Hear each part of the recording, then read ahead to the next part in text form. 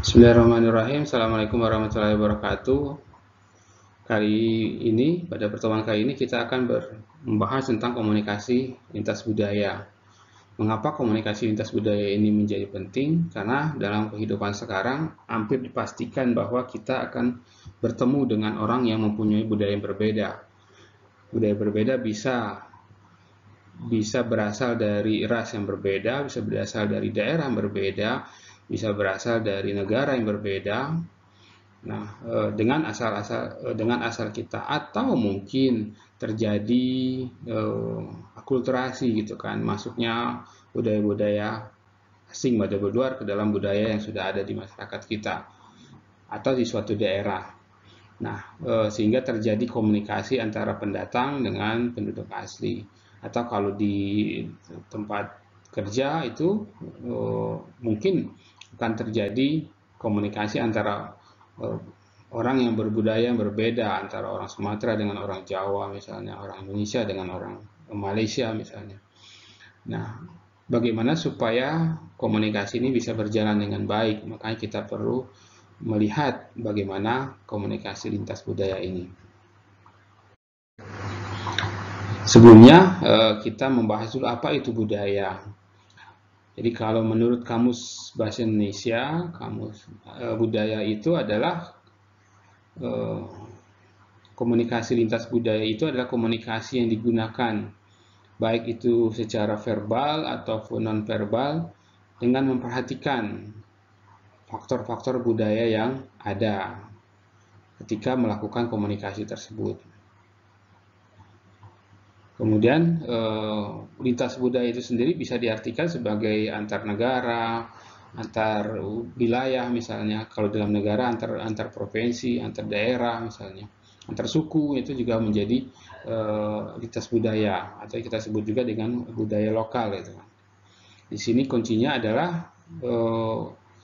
bisa verbal atau bisa non verbal.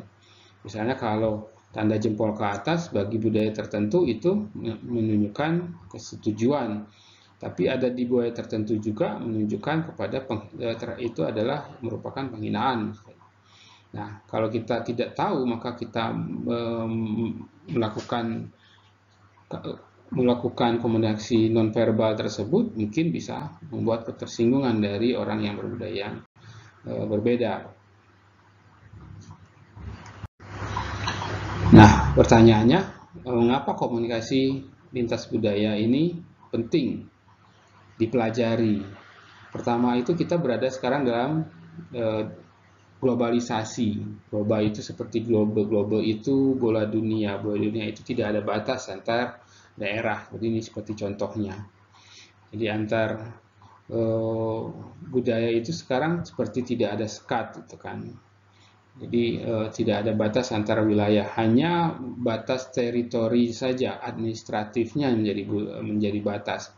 Tapi dalam komunikasi kita tidak dengan orang yang luar daerah atau luar negara atau luar negeri itu seperti tidak ada batasnya. Kita bisa berkomunikasi dengan siapapun. Kalau dulu sebelum adanya teknologi informasi, kita bisa seseorang bisa bekerja atau pindah tugasnya kepada tempat yang lain, misalnya negara yang lain atau tempat yang lain, sehingga ia bisa berkomunikasi dengan lancarnya transportasi. Dia bisa berpindah-pindah dalam satu hari, itu bisa berpindah-pindah ke beberapa wilayah. Apalagi sekarang dengan adanya arus informasi, penggunaan teknologi internet, penggunaan telepon, penggunaan sekarang Zoom gitu ya, sehingga kita bisa berkomunikasi dengan siapapun di belahan dunia manapun, walaupun tanpa tatap muka, yaitu dengan tatap maya gitu kan. Nah itu pasti terjadi gitu kan, dimanapun kita berada, kapanpun. Kemudian juga dengan bentuknya kerjasama antar wilayah. Jadi kalau ada NATO misalnya, ada mungkin kalau di ini itu kan ada MEA, Masyarakat Ekonomi Asia Tenggara, ada Pakta Warsawa misalnya, ada beberapa kerjasama di bidang apapun itu kan, bidang ekonomi, di bidang penghasil minyak yang sama misalnya, atau mungkin di dalam bidang keamanan, pertahanan keamanan, dan banyak. Sekarang banyak terjadi kerjasama antar wilayah. Begitu juga dengan bisnis gitu kan, bisnis sekarang banyak terjadi kerjasama. Jadi suatu perusahaan dia membuka cabang di negara yang lain misalnya, pasti ada kerjasama antar pemerintah yang satu dengan pemerintah yang kita, misalnya Indonesia dengan Jepang. Ada kerjasama antara Indonesia dan Jepang, hubungan bilateral. Kemudian perusahaan Indonesia bisa membuka cabang di Jepang, perusahaan Jepang juga bisa membuka cabang di Indonesia. Tenaga kerja Indonesia bisa bekerja di Jepang, tenaga kerja Jepang juga bisa kerja di Indonesia. Kepemilikan juga seperti itu. Sekarang dengan kerjasama antara wilayah ini, kepemilikan itu bisa berpindah. Misalnya di Indonesia ada orang Jepang yang punya pabrik yang menggunakan lahan di Indonesia, atau lahan tersebut sudah dibeli oleh orang Jepang sendiri sebagai bentuk kepemilikannya. Itu bisa terjadi. Nah, juga dengan negara-negara yang lain. Jadi kerjasama sekarang sangat-sangat, karena tidak ada suatu negara atau suatu perusahaan itu bisa bekerja sendiri. Misalnya perusahaan manufaktur, maka dia akan bekerja sama dengan perusahaan-perusahaan yang bisa membuat produknya gitu kan. Jadi ada perusahaan-perusahaan yang bisa membuat material-material atau bahan mentah yang dibutuhkan, dan itu bisa tidak terlepas pada satu wilayah, mungkin bisa berbeda wilayah, bisa berbeda negara gitu kan. Jadi misalnya kalau kemarin motor itu mengambil chipnya itu dari Ukraina gitu kan. Nah, dia ada kerjasama. Jadi begitu Ukraina perang dengan Rusia, maka beberapa komponen itu tidak bisa kendaraan itu tidak bisa diproduksi gitu kan, karena ada chipnya yang untuk itu, maka harus buka kerjasama lagi dengan negara lain gitu. Nah, chipnya itu tidak dihasilkan Indonesia misalnya. Atau sekarang motor listrik gitu kan, motor listrik atau mobil listrik sekarang menggunakan nikel gitu kan untuk baterainya. Maka negara-negara penghasil nikel seperti Indonesia itu diuntungkan itu kan, nanti akan diminta kerjasamanya oleh perusahaan-perusahaan luar gitu kan untuk memproduksi atau meminta bahan mentah untuk bahan baterai tersebut. Nah, atau juga bahan bakar gitu kan. Nah, dari negara-negara penghasil bahan bakar itu akan kerjasama dengan negara-negara yang membutuhkan bahan bakar. Nah, itu jadi kerjasama antar wilayah sekarang makin lama makin berkembang dan makin dibutuhkan. Nah, sebelum kita mulai dengan komunikasinya, kita berbicara dulu tentang definisi dari budaya itu sendiri. Budaya itu adalah sekumpulan pengalaman hidup di dalam masyarakat. Ini menurut Lehman itu kan. Di semua hal berkaitan dengan pengalaman hidupnya, mulai dari lahir sampai dia meninggal, yang ada di satu masyarakat itu merupakan budaya namanya. Jadi ada budaya, dia mulai budaya kalau anak kecil, budaya berjalan, budaya dia berkomunikasi dengan orang tuanya, budaya dia berkomunikasi dengan masyarakat, kemudian dia hidup di masyarakat, ada aturan-aturan, norma-norma, kemudian dia menghasilkan sesuatu dari norma, dari hasil bergaul tersebut misalnya, kemudian dia menghasilkan suatu produk misalnya, itu adalah hasil-hasil yang merupakan dari pengalaman hidup seseorang dalam masyarakat. Kemudian Hofstede juga mengatakan bahwa budaya itu adalah pemrograman kolektif atas pikiran yang mendekan anggota masyarakat dalam berbagai kategori yang mengikat. Jadi ada pemrograman atau suatu program yang dibuat oleh satu masyarakat, yang masyarakat satu dengan masyarakat lainnya itu berbeda. Jadi akibat perbedaan tersebut akan mengikat masyarakatnya. Jadi kalau yang mempunyai program atau kegiatan atau norma kolektifnya itu dimiliki oleh suatu wilayah, itu menjadi pengikat masyarakat tersebut. juga menjadi pembeda antara masyarakat satu dengan masyarakat yang lain gitu kan. Dan itu mengikat masyarakat tersebut gitu kan. Jadi mulai dari pengurangan kolektif. Kemudian ada sharing system. Sistem yang di-sharing gitu kan, dibagi dalam anggota masyarakat. Bentuknya bisa simbol, bisa kepercayaan, bisa sikap, bisa nilai, bisa norma yang mengatur perilaku dari masyarakat tersebut gitu kan. Jadi kepercayaan, misalnya suatu daerah punya kepercayaan terhadap leluhur misalnya, maka di suatu tanggal tertentu mereka mengadakan upacara terhadap leluhur tersebut. Bisa dengan misalnya kalau di Islam itu ada muludan itu kan, ada budaya muludan, ada kalau di Jawa itu ada mungkin budaya bulan Muharram itu mencuci barang-barang pusaka, misalnya itu kepercayaan itu kan yang dimiliki oleh masyarakat. Bisa juga berupa simbol-simbol gitu kan, seperti kalau orang menikah gitu kan ada janur kuning, itu ada simbol-simbol misalnya. Kemudian sikap dan nilai-nilai yang dianut oleh masyarakat dan norma-norma gitu. Nah, kemudian budaya juga bisa merupakan seperangkat nilai inti, nilai dasar gitu kan, nilai yang fundamental. Bisa juga berbentuk kepercayaan atau standar gitu kan. Kalau perusahaan namanya ada standar gitu kan, standar pengerjaan sesuatu, misalnya SOP itu adalah bentuk dari budaya. Kemudian pengetahuan. Jadi kalau sekarang karya tulis ilmiah misalnya itu bentuk dari pengetahuan, itu adalah merupakan budaya. Moral atau hukum gitu kan, hukum tertulis maupun hukum yang tidak tertulis. Dan perilaku individu di dalam masyarakat sebagai pedoman dari masyarakat itu untuk bertindak atau memandang diri atau orang lain. Nah, itu adalah budaya. Misal kalau kita bicara tentang standar berjalan, misalnya kalau di jalan raya itu di kita jalannya itu sebelah kiri, tapi di Amerika jalannya sebelah kanan itu kan kendaraannya. Nah, itu kan adalah bukan standar yang dibuat itu kan sebagai apa? Sebagai pedoman dalam bertindak.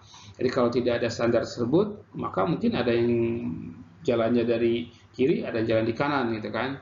Nanti akan terjadi kekacauan itu kan kalau tidak ada standarnya, kalau ada dalam pedomannya gitu kan. Juga memandang diri dengan orang lain. Jadi ada namanya etnosentris gitu kan. Jadi memandang saya adalah suku A misalnya. Si A dia bukan suku saya gitu kan. Jadi memandang dirinya. Jadi kalau ini suka ditanya sukunya misalnya itu adalah, atau kalau misalnya di pekerjaan dari mana asalnya, negara mana misalnya.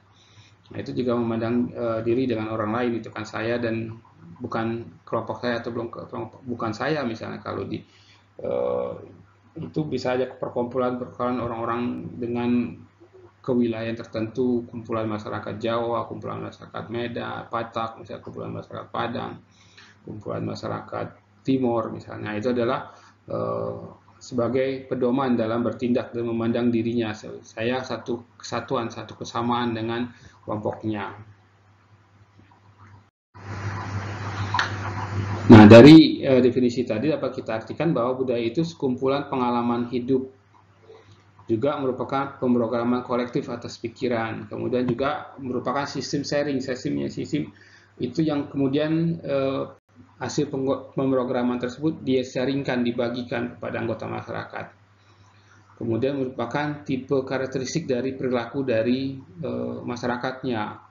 Misalnya kalau orang Jawa itu tipenya adalah bicaranya halus misalnya, kalau Jawa Tengah, Solo. Di Jawa Timur mungkin kasar gitu kan, keras bukan kasar gitu kan. Madura keras misalnya.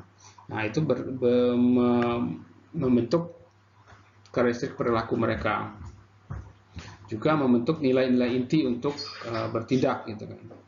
Nah, dari semuanya ini, dari pengalaman hidup, pengalaman, sistem sharing, kemudian karakteristik individu itu kemudian dibentuklah satu sistem nilai, kemudian atau norma atau simbol-simbol dari masyarakat tersebut, kemudian bisa juga kepercayaan, juga bisa moral, bisa hukum, bisa sikap atau perilaku dan lain sebagainya yang berkaitan dengan hasil kolektif tadi berdasarkan pengalaman hidup dan saling berbagi sharing tadi. Nah, budaya itu mempunyai komponen. Komponen itu adalah unsur ya, atau komponen yang ada dalam budaya. Setidaknya ada 5 komponen besar dalam budaya. Komponen yang pertama itu adalah budaya material. Komponen kedua itu adalah budaya organisasi sosial, komponen ketiga itu budaya sistem kepercayaan, ketiga itu estetika dan bahasa. Semua komponen ini ada di dalam suatu daerah gitu kan. Jadi bukan berarti A itu hanya punya estetika saja, cukup masyarakat B itu bahasa saja, tidak. Di setiap masyarakat atau kelompok masyarakat itu mempunyai kelima-limanya gitu kan, mulai dari material, organisasi, kepercayaan, estetika dan bahasa. Material itu apa saja? Pertama itu teknologi, itu material itu sesuatu yang kelihatan, yang mempunyai wujud. Nah, contohnya adalah teknologi, misalnya mesin, kendaraan, alat misalnya, itu adalah hasil dari teknologi.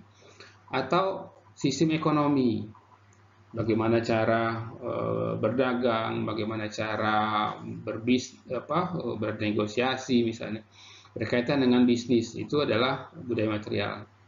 Samping budaya material juga ada budaya organisasi sosial. Bentuknya apa? Bisa bentuknya organisasi, bisa bentuknya itu organisasi masyarakat, perusahaan, atau lembaga badan hukum, CV atau bidang, atau organisasi pendidikan, atau lembaga-lembaga sosial, misalnya yayasan misalnya, atau lembaga-lembaga negara, presidenan, MPR, DPR, BPK, MA, kejaksaan misalnya.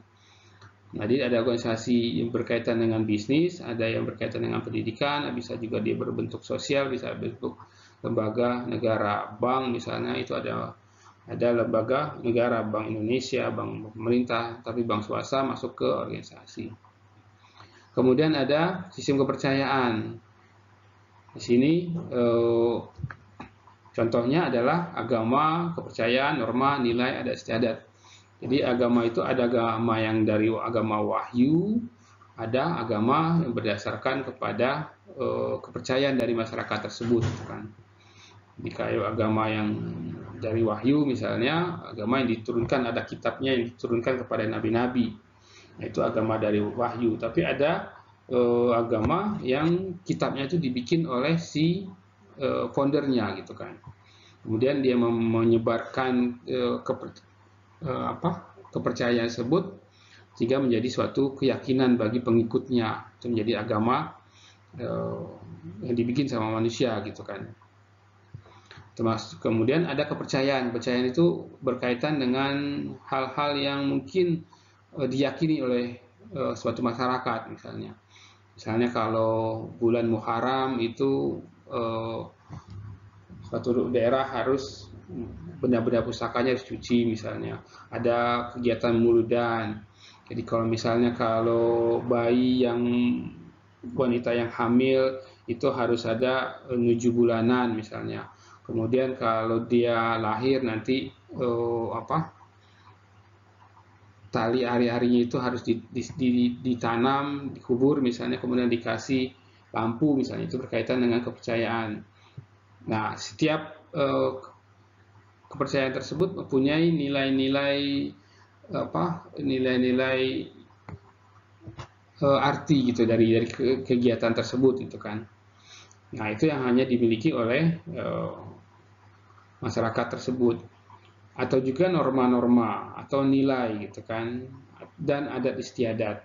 Adat istiadat berkaitan, norma, nilai, adat istiadat berkaitan dengan bagaimana hubungan antar anggota masyarakat dengan anggota masyarakat yang lainnya supaya teratur, terapi, dan selaras gitu ya. Kemudian ada estetika. Estetika itu bentuknya adalah berkaitan dengan keindahan. Bisa seni, seni lukis, seni patung, seni tari gitu kan. Bisa juga cerita-cerita masyarakat, dongeng-dongeng gitu, hikayat misalnya. Kemudian juga bisa musik-musik gitu kan, ada musik-musik termasuk alat musiknya gitu kan. Jadi kalau musiknya itu lagu-lagunya, syair-syairnya itu termasuk estetika gitu. Nah, kemudian alat musiknya itu adalah fisika digabungkan juga dengan budaya material gitu kan. Alat musiknya gitar misalnya. Gitarnya itu adalah hasil teknologi sehingga dia berbentuk seperti gitar gitu kan, bersuara, kemudian bagaimana nyetemnya itu di stem supaya suaranya merdu, nanti masuk ke estetika. Ada juga hikayat, ada tarian gitu kan. Kayak itu cerita-cerita rakyat gitu ya. Kemudian juga komponennya ada bahasa. Bahasa ini bisa bahasa verbal atau non verbal gitu kan. Non verbal itu bisa berbentuk simbol-simbol. Juga bahasa verbal yang kita ucapkan, ada bahasa daerah, ada bahasa gaul misalnya, ada bahasa internasional, ada bahasa Indonesia, bahasa pemersatu. Nah, itu adalah bahasa. Nah, budaya itu punya karakteristik atau ciri. Ciri budaya itu pertama dapat dipelajari. Jadi kalau kita masuk ke suatu daerah yang berbeda budaya dengan kita, maka kita bisa mempelajari budaya di daerah tersebut. Jadi tidak kaku gitu kan. Jadi budaya itu bisa dipelajari, asal orangnya kita mau mempelajarinya. Kemudian budaya itu bersifat logis gitu kan. Bagi tadi yang komponennya teknologi misalnya itu bersifat organisasi, itu bersifat logis, masuk akal gitu kan. Tapi juga ada beberapa yang kadang-kadang tidak masuk akal gitu kan, seperti santet misalnya, itu kan hasil dari budaya juga. Tapi kebanyakan itu yang diterima oleh masyarakat itu adalah yang bisa dipikirkan secara logis, masuk akal, masuk dalam pikiran dia. Kemudian budaya itu merupakan identitas pribadi dalam masyarakat, identitas masyarakat tersebut. Misalnya cara berpakaian, maka dari cara pakaiannya kita bisa melihat, oh dia adalah orang dari suku A misalnya, suku B misalnya itu. Kemudian cara berbicaranya, oh ya dia dari dialeknya itu berasal dari daerah mana misalnya, itu dari identitas pribadinya. Kemudian budaya itu bersifat dinamis, artinya budaya itu bisa berubah. Mungkin saat ini budayanya A, besok bisa berubah menjadi B, karena ada akulturasi masuknya budaya-budaya asing. Cara berpakaian misalnya, orang-orang primitif itu cara berpakaiannya adalah seperti itu misalnya, menggunakan daun-daunan misalnya. Tapi kemudian berkembang dia menggunakan berpakaian dengan pakaian yang kain misalnya. Kain, terus kemudian menggunakan jeans misalnya. Nah, itu cara berpakaian. Begitu juga norma aturan itu kan. Norma-norma juga berubah. Dulu cara menghormati orang tua itu dengan membungkukkan, salaman tangan misalnya. Tapi di beberapa daerah itu mungkin sudah luntur gitu kan. Kita ketemu orang tua tidak harus membungkukkan badannya atau mau berjalan jongkok misalnya kepada orang tua untuk minta restu dari orang tua, mungkin di beberapa daerah sudah mulai berubah gitu kan. Nah, misalnya adat pernikahan misalnya.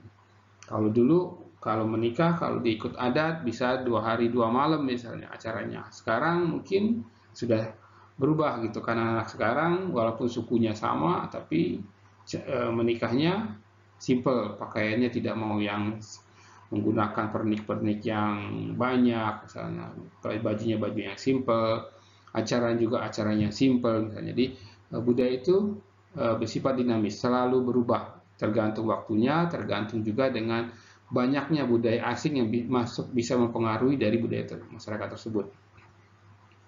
Kemudian budaya itu bisa tampak dan tidak tampak, yang kelihatan, dan teknologi tidak tampak, tapi ada yang tidak tampak tadi. Norma atau kepercayaan itu tidak tampak. Dalam budaya kita mengenal adanya budaya konteks tinggi dan budaya konteks rendah gitu kan.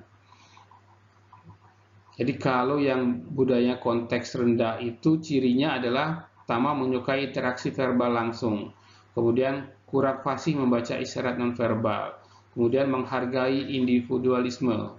Kemudian tergantung pada logikanya linear, lurus-lurus saja, terus pesan terstruktur dengan baik, memberi rincian, menekankan makna harfiah, terus informasi secara tertulis.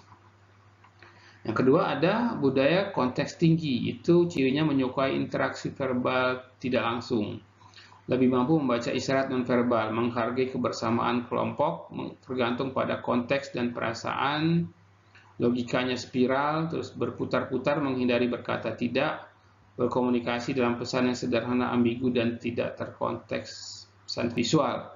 Contoh misalnya, budaya konteks rendah ini adalah pada negara-negara yang sudah maju, misalnya Amerika atau Eropa. Dia kalau bertemu dengan orang lebih senang kepada langsung berbicara, ngomong gitu kan, bicara langsung gitu kan. Kemudian apa yang diucapkan itu adalah yang diartikan gitu kan. Jadi kalau dibilang kita ketemu meeting jam 8, maka itu menjadi hukum bagi orang berkonteks rendah, maka yang dibicarakan itu adalah hukum, adalah itu yang dia percaya, maka dia akan datang sebelum jam 8. Terus juga menghadiri individualisme gitu kan, jadi keberhasilan seseorang itu sangat dihargai secara individual, bukan secara kelompok. Nah, sedangkan kebalikannya adalah negara-negara berkembang atau negara-negara timur, misalnya Indonesia termasuk Malaysia, Jepang misalnya, itu adalah konteks tinggi, menyukai interaksi verbal tidak langsung. Jadi kalau berbicara sesuatu tentang bisnis itu biasanya tidak langsung mengatakan, oke, kita ketemu membicarakan tentang penjualan barang A misalnya. Tapi biasanya kalau ketemu dengan orang yang konteks tinggi, kita biasanya harus menyapa dulu, kemudian mengucapkan salam dulu, halo apa kabar, bagaimana keadaannya, terus kemudian bagaimana perjalanannya tadi. Nah, jadi tidak langsung, interaksinya tidak langsung kepada fokus yang dibicarakan. Kemudian orang yang konteks tinggi itu komunikasi nonverbal itu lebih diyakini daripada verbalnya. Kalau tadi bicara, bilang kita jam 8 rapat misalnya, tapi kalau di konteks tinggi dibilang kita jam 8 rapat ya, tapi dilihat dari rautnya apakah meyakinkan bahwa dia akan datang pas jam 8 itu kan. Nah, itu lebih dipercaya gitu. Kalau dia mengatakan oke kan besok kayaknya kita jam 8 kali ya. Nah, itu sudah meyakinkan bahwa rapatnya tidak mungkin datang jam 8 karena ada intonasi di situ yang seperti orang itu ragu-ragu. Nah, itu lebih diyakinkan, oh mungkin besok dia pasti nggak datang jam 8 itu kalau gitu. Maka itu budaya konteks tinggi ya. Terus menghargai kebersamaan kelompok. Jadi kalau Indonesia itu kemangan orang-mangan, yang penting kumpul gitu kan. Jadi kelompok itu penting daripada individu. Terus logikanya spiral atau berputar-putar. Jadi kalau mengatakan sesuatu itu tidak langsung ke pokok masalahnya, tapi berputar-putar gitu kan. Ada prolognya dulu mungkin. Jadi jadi berbicaranya, bicara anak dulu, bicara bagaimana jalan dulu, kemudian baru ke inti masalahnya. Nah, ini pesannya kadang-kadang suka ambigu. Oke. Dari tingkatannya, budaya itu dibagi menjadi 3 tingkatan, yaitu formal, informal, dan teknis. Apa formal, informal, teknis? Kita lihat pada slide berikutnya. Budaya formal itu adalah merupakan tradisi atau kebiasaan masyarakat yang dilakukan secara turun-temurun, lintas generasi dan bersifat formal atau resmi. Misal bahasa, itu kan turun temurun dari neneknya, bahasanya dari pakai bahasa Indonesia misalnya, atau bahasa daerah. Nah, itu maka dia akan mengikuti bahasa dari bahasa nenek moyangnya gitu. Bahasa atau simbol jalan tadi. Kalau kita jalan kendaraan dari sebelah kiri misalnya, itu adalah formal. Atau dimensi waktu, ada waktu Indonesia Barat, waktu Indonesia Tengah, waktu Indonesia Timur misalnya. Atau dimensi waktu. Kemudian lalu lintas tadi ada simbol-simbolnya. Itu kalau tanda P dicoret berarti tidak boleh parkir misalnya. Dari zaman dulu sudah begitu, S dicoret tidak boleh berhenti misalnya. Itu untuk tanda lalu lintas ya, atau tanda-tanda yang lain itu kan. Ini tapi bentuknya ini adalah formal atau resmi. Lawannya itu adalah budaya informal. Budaya diturunkan juga sama dari generasi dulu sebelumnya, melalui apa yang dilihat, didengar, digunakan atau dilakukan tanpa tahu alasan kenapa itu dilakukan. Jadi pokoknya dari dulunya udah begitu gitu kan. Nah, tanpa tahu kenapa sih manfaatnya, apa sih pesan yang mau disampaikan dari budaya tersebut. Ya tahu misalnya janur kuning. Kenapa orang kalau nikah itu pakai janur kuning gitu kan sebagai tanda. Kenapa tidak pakai petasan? Misalnya kalau di Betawi pakai petasan ya. Dan menandakan ada keramaian janur kuning itu pernikahan dengan khitanan berbeda gitu kan janurnya. Kemudian ada orang meninggal ada bendera kuning misalnya. Kenapa harus bendera kuning tidak bendera merah atau bendera biru gitu kan? Ya karena dari dulu-dulunya sudah pakai bendera kuning gitu kan. Terus juga misalnya panggilan kecil, ada orang-orang dalam masyarakat tertentu itu yang terkenal itu adalah panggilan kecilnya. Misalnya namanya Abdurrahman misalnya, panggilnya itu adalah Udul misalnya.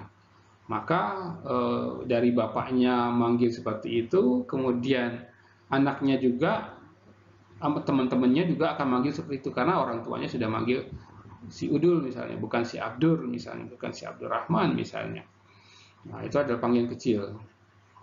Kemudian ada persepsi tentang waktu juga, tapi yang non formal, misalnya jam karet. Jadi kayak tadi kita dapat jam 8 ya, tapi biasanya datangnya setengah 9 gitu kan. Nah, itu adalah budaya yang dari dulu-dulunya udah. Jadi kalau rapat kita majuin aja, kita mau rapat jam 9, tapi di undangan bikinnya jam 8, pasti nanti datangnya jam 9 atau setengah 9 gitu kan. Nah, itu sudah melekat di persepsinya masyarakat bahwa itu sudah menjadi budaya gitu kan, dari dulunya seperti itu. Kemudian juga bisa jadi acara-acara pernikahan itu kan harus pecah telur, harus suap-suapan misalnya, harus lempar kembang misalnya itu kan, atau acara-acara lain yang bentuknya itu tidak formal. Itu adalah budaya informal. Yang berikutnya adalah budaya teknis. Tingkatan itu ada budaya teknis. Budaya teknis itu budaya yang sudah merupakan suatu bentuk gitu kan, bersifat logis, punya aturan-aturan dan fakta atau data. Misalnya teknologi itu adalah budaya teknis, kendaraan budaya teknis. Kemudian pengetahuan misalnya ilmu pengetahuan, skripsi misalnya, kemudian karya tulis, jurnal itu adalah bersifat budaya teknis. Kemudian hal-hal yang berbentuk hasil dari suatu budaya dan berbentuk gitu kan, itu merupakan budaya teknis. Nah, di dalam masyarakat pasti mempunyai budaya yang berbeda-beda gitu kan. Jadi bentuknya apa yang berbeda di dalam sistem antar masyarakat satu dengan yang masyarakat lain. Berbeda itu bisa berbentuk nilai sosialnya, itu berbeda nilai masyarakatnya. Ada yang individual, ada yang mungkin tidak individual, gotong royong gitu kan. Ada yang antar tetangga itu kenal, ada yang nggak kenal tetangganya gitu kan misalnya. media sosialnya. Terus kemudian peran dan status, nanti kita lihat pada contoh-contoh di slide berikutnya. Kemudian misalnya peran status, jadi laki-laki itu statusnya lebih tinggi daripada perempuan misalnya, ada di beberapa suku seperti itu. Jadi ada patrilineal, ada matrilineal gitu kan. Ada mungkin laki-laki perempuan statusnya sama gitu kan. Jadi kalau ada beberapa daerah kalau lahirnya anaknya laki-laki, orang tuanya bangga. Tapi kalau anak lahir perempuan mungkin biasa aja gitu kan, karena statusnya lebih tinggi gitu kan. Perannya mungkin kepala rumah tangga atau ibu rumah tangga perannya berbeda gitu kan. Di masing-masing daerah mungkin berbeda-beda gitu kan. Ada yang perannya sebagai pencari penghasilan itu ayah, ada ibu gitu kan. Terus peran dalam mengambil keputusan juga berbeda-beda setiap daerah. Ada yang mengambil keputusan itu harus sendiri, ada yang harus kelompok. Ada yang mengambil keputusan itu harus kepala pimpinan, tapi harus ada juga yang berdasarkan diskusi dari karyawan misalnya. Kemudian ada perbedaan konsep waktu tadi, juga berbeda Indonesia bagian timur, bagian tengah, bagian barat, GMT misalnya.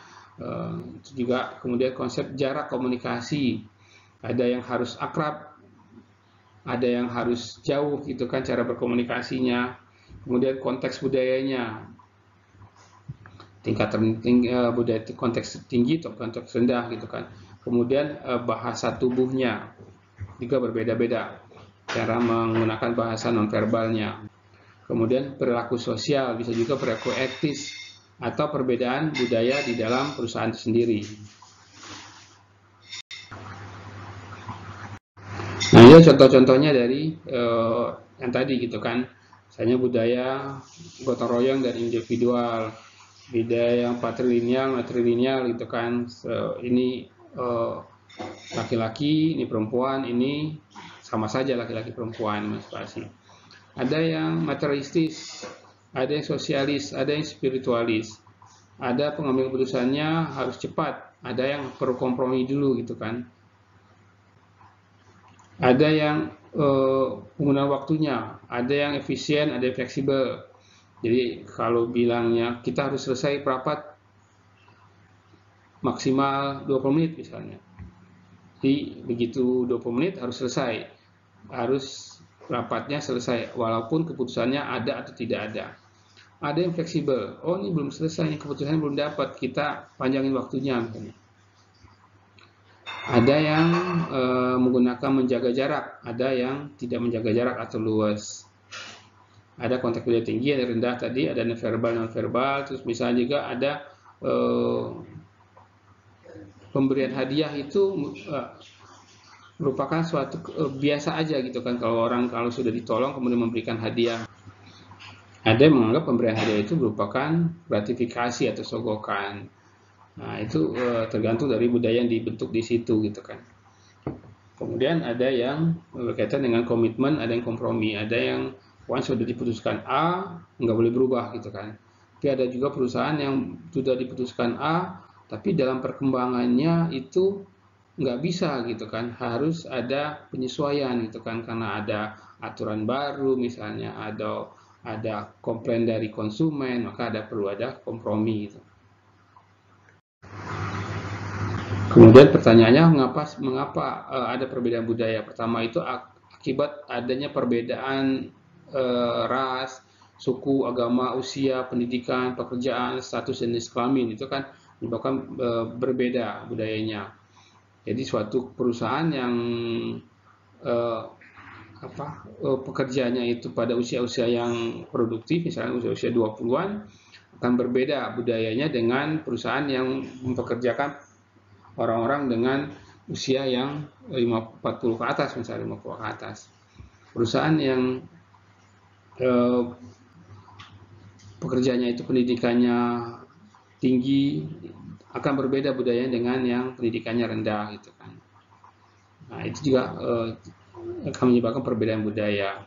Kemudian perbedaan budaya mempengaruhi cara mengirim, menerima, dan menafsirkan pesan karena berdasarkan pengalaman-pengalaman yang sudah dimiliki sebelumnya. Kemudian perbedaan juga disebabkan karena besar ya. Untuk itu kita harus mengetahui gitu kan, kenapa bisa berbeda gitu kan. Jadi suatu saat Anda bekerja di suatu perusahaan, kemudian Anda keluar dari perusahaan tersebut, kemudian masuk perusahaan baru, ternyata kok beda itu dengan yang lama gitu kan. Yang lama mungkin santai, yang baru itu ketat gitu kan. Atau yang lama itu ketat, setiap menitnya dihitung, terlambat dipotong gajinya, tapi di tempat yang baru enggak gitu kan. Nah, kita harus bisa mempelajari gitu kan, mengapa perbedaan budaya tersebut, sehingga kita bisa beradaptasi dengan budaya tersebut sehingga tidak terjadi kesalahpahaman dalam berkomunikasi. Nah, apa yang harus dilakukan ketika kita berkomunikasi dengan orang yang berbudaya yang berbeda gitu kan, berbudaya asing? Pertama, kita harus mempelajari budaya yang berbeda tersebut antara budaya kita dengan budaya orang lain. Kalau kita ke tempat yang lain, maka kita harus mempelajari menghormati budayanya. Jadi jangan sampai seperti yang kemarin, kasus-kasus yang baru ini, turis datang ke Bali kemudian protes gitu kan, karena setiap pagi di situ ayam berkokok gitu kan, setiap pagi ayam berkokok, dia pagi baru tidur gitu kan, karena begadang malamnya, diprotes supaya ayamnya dipindahin gitu kan. Nah, itu kan tidak mempelajari budaya setempat. Jadi kalau dia sudah tahu sekali dua kali, oh ya memang tiap pagi di sini ada ayam berkokok, maka saya harus tidurnya lebih cepat misalnya, sehingga begitu ayam berkokok saya sudah bangun. Ini harus kita beradaptasi gitu kan. Terus juga setelah beradaptasi, mempelajari budayanya, terus meningkatkan keterampilan dalam berkomunikasi. Kemudian harus bersikap luas, bersahabat, hormat, dan sabar gitu kan. Jadi harus fleksibel, jadi tidak harus kaku gitu kan terhadap budaya orang berbeda-berbeda.